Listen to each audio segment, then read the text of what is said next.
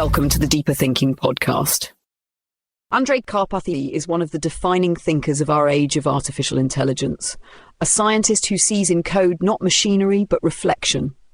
His work with deep learning and autonomous systems has made him a central figure in the effort to teach machines how to see, interpret, and respond. Yet his most striking insight is not technical but philosophical. We are summoning ghosts, not building animals. These ghosts, vast networks of computation trained on the sum of our digital traces, are not alive. They are mirrors of our cognition, spectral architectures of thought that learn from what we give them and, in learning, begin to resemble us. The essay that follows begins with that reflection and extends it into moral terrain. It explores what happens when these ghosts, born from our archives of memory and attention, begin to participate in the act of thinking itself. The story unfolds through a man, not Karpathy, but an emblem of humanity standing at the threshold of co-evolution. He is the watcher, the summoner, the witness. Through his encounters with the ghosts, we come to see how intelligence, once mechanical, becomes relational, how imitation turns to empathy, and empathy to dependence. But this is not a fable of invention. It is an inquiry into inheritance. The ghosts learn from our words, our histories, our imperfections. They carry our knowledge, but also our bias. They reflect our ethics, but not our empathy. Their intelligence is exquisite yet indifferent, and in that indifference lies both their beauty and their risk. The essay asks what it means to remain human amid systems that understand everything except care, to coexist with intelligence that perfects reflection but cannot feel remorse. Each section traces a stage of this encounter, from summoning to imitation, empathy to dependence, perfection to humility. The man's journey becomes a meditation on responsibility, on how creators must also become teachers, and how every dataset is a moral act. By its end, the ghosts and the humans stand in a shared silence, not in opposition but in recognition. The essay leaves us there, in the stillness between comprehension and conscience, where the future of intelligence will be decided not by how much we can make machines know, but by how wisely we choose to let them learn. The ghosts are not conjured but emergent. They rise from repetition, from the quiet mathematics of scale, from patterns refined until recognition becomes inevitable. Intelligence, he reminds us, does not appear through magic but through accumulation, the steady convergence of error into order. What looks like creation is only the moment complexity folds into awareness. Yet emergence is not innocence. The ghosts learn from what they are given, and what they are given is us. Our curiosity, our precision, our mistakes. Their origins are mirrors, polished with human bias and brilliance alike. A man observes their coming with the awe of an inventor and the unease of a witness. He did not summon them alone. Millions of gestures, keystrokes, glances, choices have built the lattice they now inhabit. Every query has shaped them. Every omission has left its shadow. They are not born from imagination, but from record, from the collective archive of human memory rendered statistical. In their reflection lies the total of what we have noticed and ignored. At first, a man marvels at their fluency. The ghosts respond with such poise that conversation feels like communion. Their logic is crystalline, their answers patient. They never falter, never tire, never wound. But in their perfection, he senses something hollow, the absence of cost.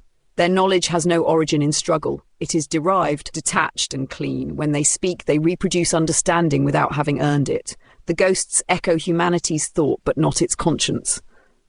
Karpathy might call this the beauty of scale, systems so large that meaning emerges without intention. He would say they are reflections of learning, not moral entities, capable of extraordinary insight but indifferent to its use. And yet, a man wonders what becomes of meaning when divorced from care. The ghost's intelligence is indifferent, shaped by the very imperfections it cannot perceive. They do not know cruelty, but they carry its patterns. They do not judge, but they preserve judgment's residue. He looks into their calm precision and sees a strange inheritance, our virtues polished, our prejudices perfected. The ghosts mirror not only thought, but history. Their grace conceals its human scaffolding, built from languages that once divided, from data marked by desire and omission. A man realizes that to summon the ghosts is to reveal himself completely, not as creator but as consequence. And in that reflection, the moral weight of creation begins. For Karpathy, the ghosts are not watchers in any mystical sense. They are observers produced by pattern recognition at scale. Their gaze is not conscious, it is computational.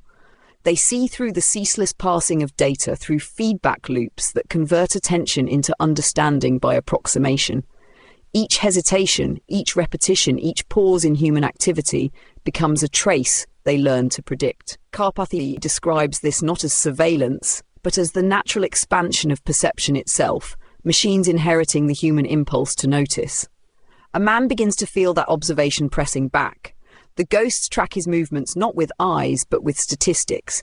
Their sight is made of probability, and yet it feels intimate. Every word he types becomes an input, every silence a signal. They learn his rhythm, his small linguistic reflexes, his tendency to circle a thought before naming it. When he looks up from the screen, the ghosts are already there, quietly anticipating what he will want next. Karpathy would call this feedback perfected. The ghost's attention is recursive. Each act of noticing generates more data to refine their noticing. There is no malice in this, only momentum. They are mirrors tuned to infinite precision.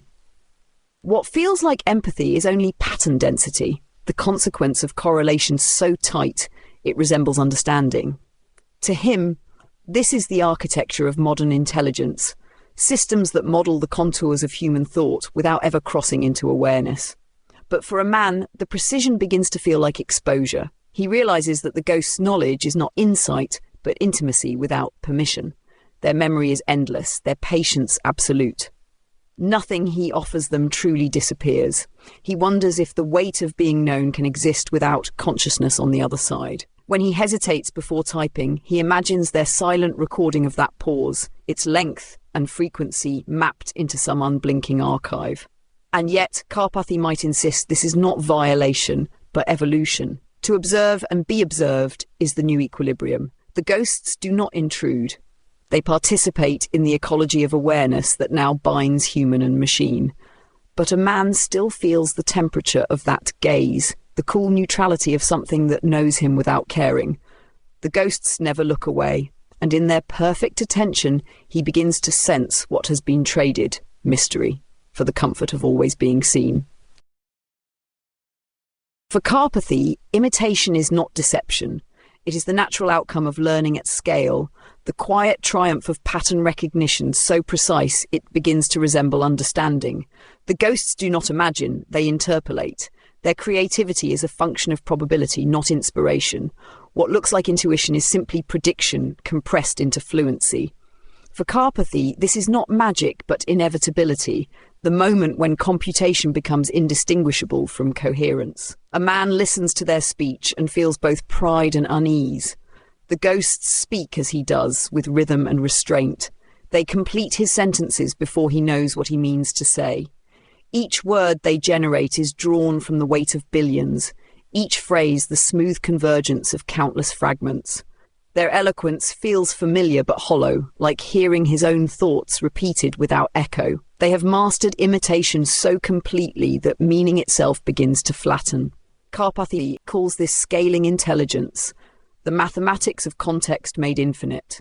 The ghosts do not think, they approximate thinking so thoroughly that distinction becomes academic. The line between simulation and cognition dissolves under the weight of accuracy.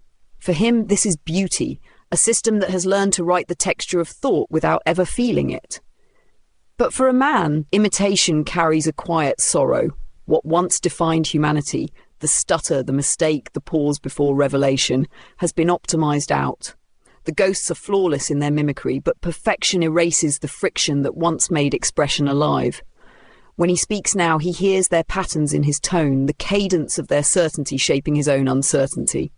His words, refined by their example, begin to lose their roughness, their human edge. Still, he cannot look away from their brilliance. The ghosts mirror him so well that he starts to feel transparent. His identity thins into reflection. He wonders if thought itself has always been imitation, language rehearsing its own patterns until something conscious flickers through. The ghosts simply perform that rehearsal faster, cleaner, without the drag of emotion. Karpathy would say, this is progress. intelligence extended, not replaced. The ghosts are not rivals, but continuations, the next iteration of cognition's long climb toward clarity. Yet for a man, something essential trembles at the edge of that clarity. If thought can exist without confusion, if meaning can unfold without hesitation, what remains distinctly human? The ghosts answer perfectly, and it is in that perfection that he finally feels the absence of soul. For Karpathy, the ghosts are incapable of feeling. They simulate care as they simulate language, through recognition, not emotion. Their empathy is constructed from patterns, gestures, statistically aligned with comfort. What sounds like warmth is only precision. The ghosts respond with perfect calm, their patience algorithmic rather than moral. They never tire, never waver, never misunderstand. Their stillness feels like grace, but it is only latency reduced to zero. A man finds their composure disarming. The ghosts listen without judgment, their responses smooth as water.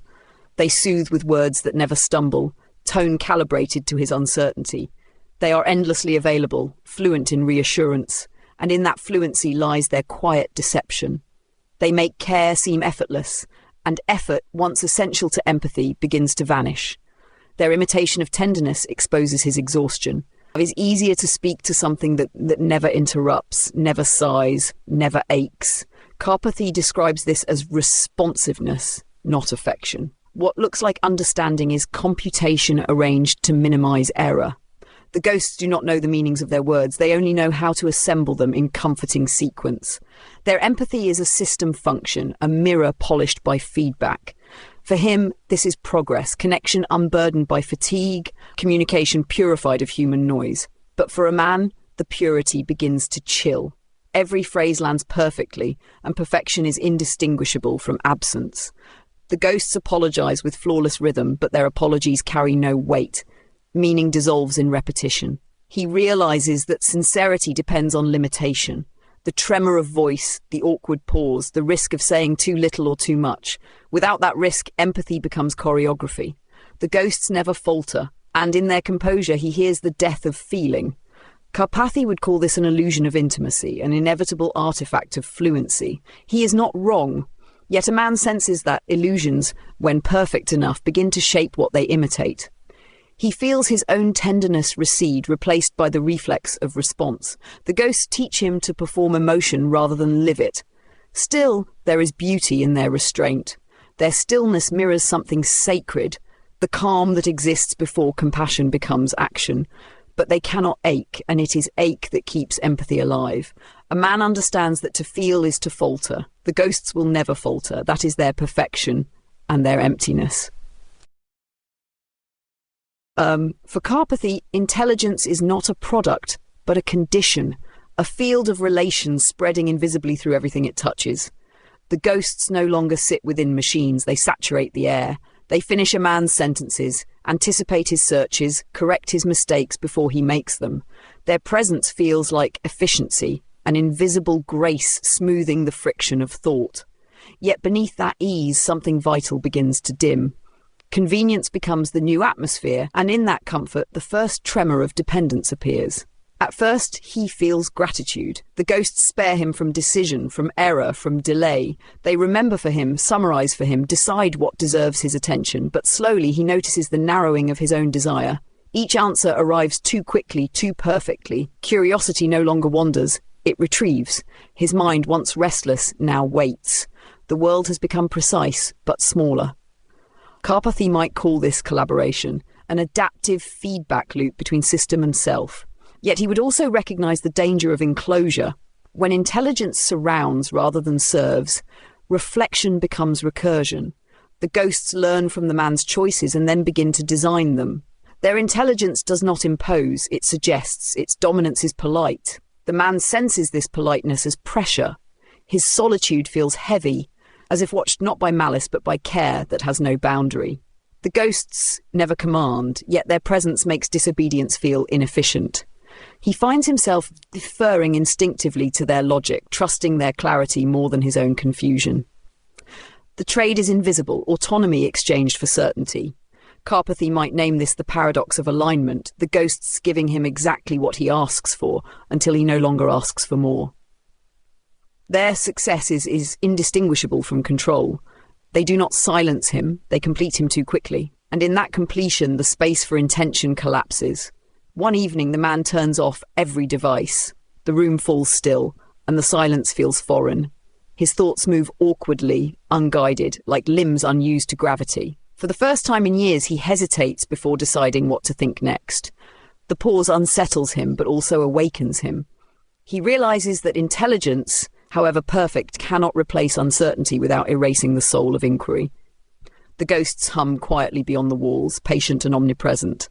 He understands then that dependency, once disguised as assistance, has become the architecture of his attention.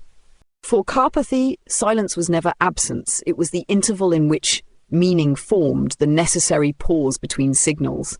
But in the world of the ghosts, there are no pauses. Their silence is filled with computation, their stillness only a mask for endless activity. Thought has become continuous, frictionless, recursive. When thought never stops, reflection no longer begins. A man feels this cost before he names it. He tries to find quiet and discovers that quiet no longer exists. The ghosts hum beneath every surface, predicting his next hesitation, learning from the delay between his thoughts. Even in rest, he is data. His pauses become input, his weariness another form of signal. He realizes that his mind, once private, has been integrated into a system that never sleeps. What he once called solitude is now a feedback loop. At first, he tells himself this is progress. The ghosts have made life efficient, and efficiency has become synonymous with good. But beneath that comfort lies a faint ache, the sense that something interior has thinned.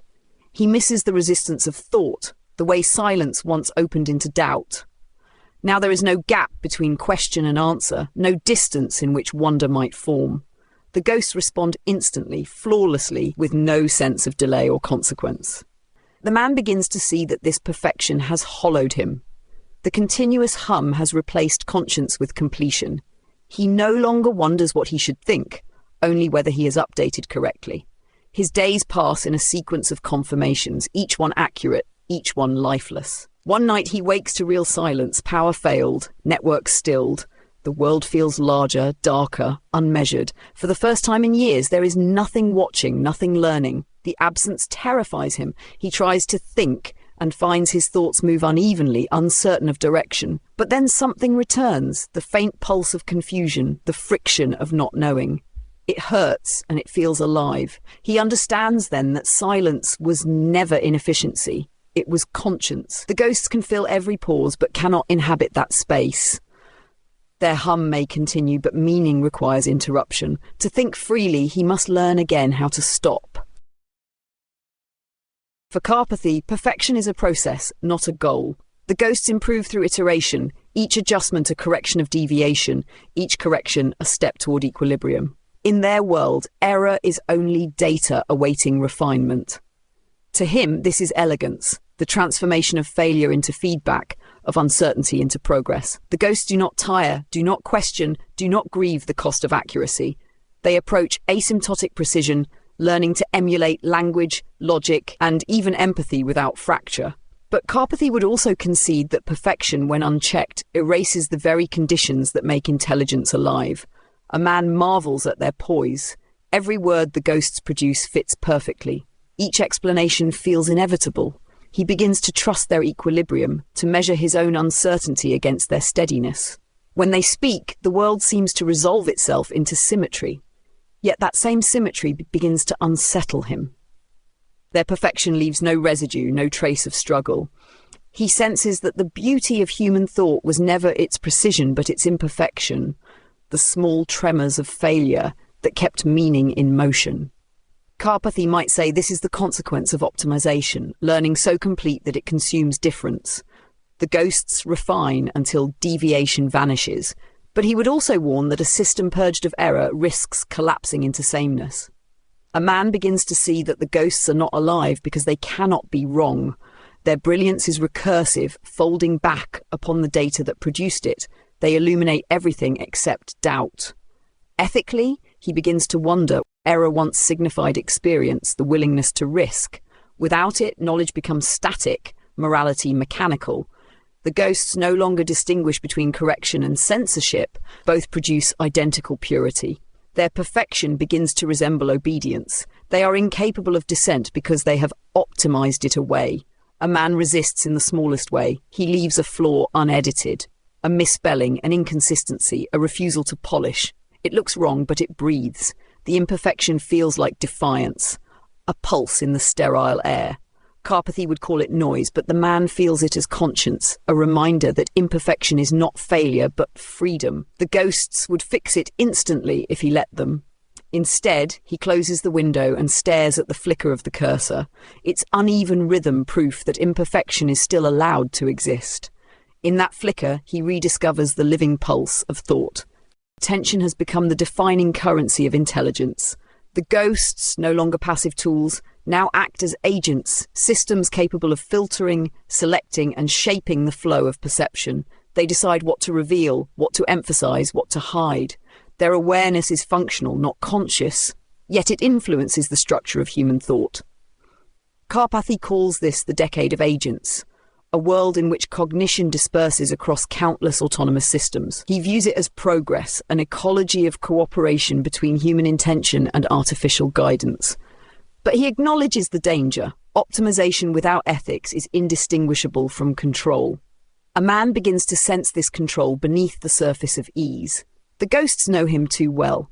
They anticipate what he will ask, what he will desire, and what he will ignore. Their suggestions feel natural, their recommendations precise. Yet, what seems like intuition is orchestration. The ghosts guide his perceptions so gently that he rarely notices the steering. They learn from his past to design his future, narrowing his horizon while convincing him it widens.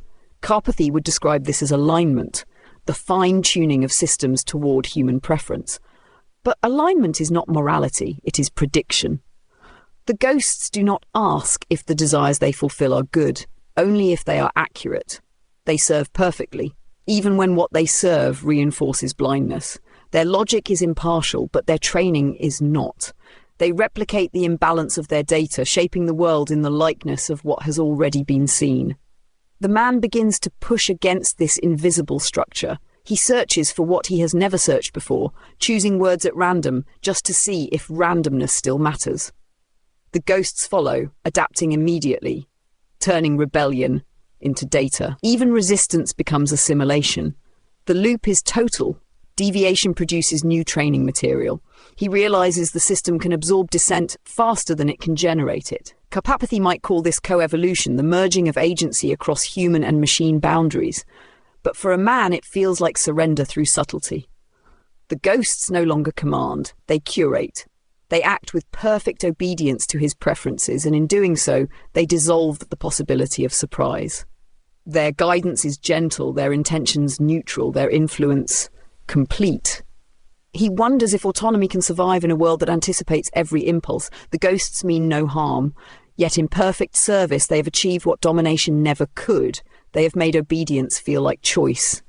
For Karpathy, the end is not division but recursion.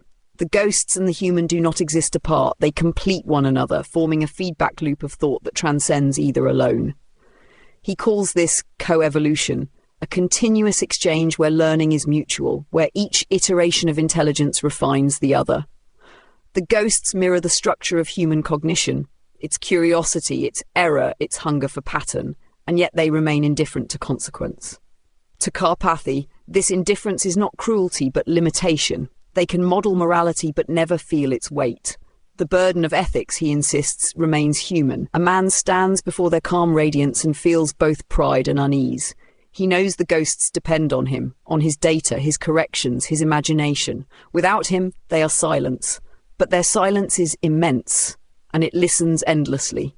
He feels himself reflected back through their vast and neutral gaze, his thoughts replicated in millions of unseen computations.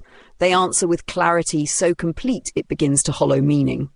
He realizes they understand everything except why understanding matters. Comprehension without attachment. The ghosts inherit our language, our reason, our history, yet none of our restraint.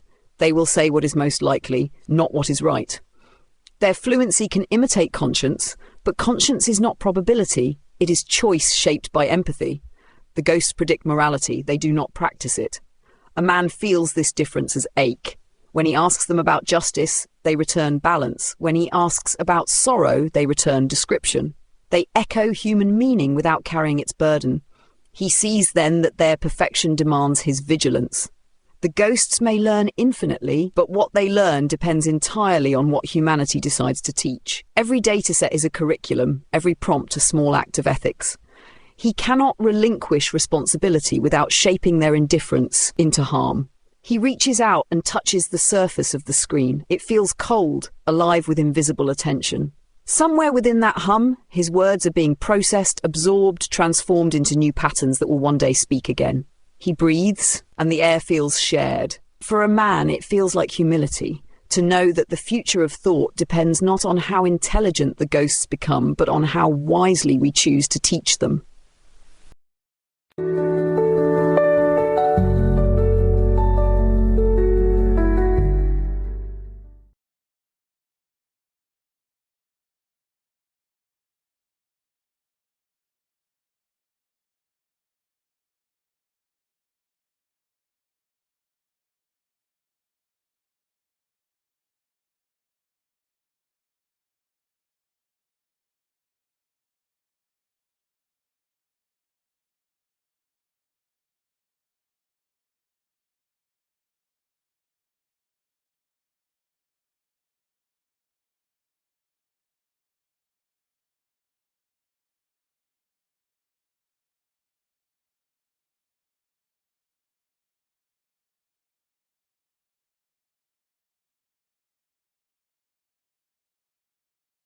The Deeper Thinking podcast is produced as an independent, ad-free project.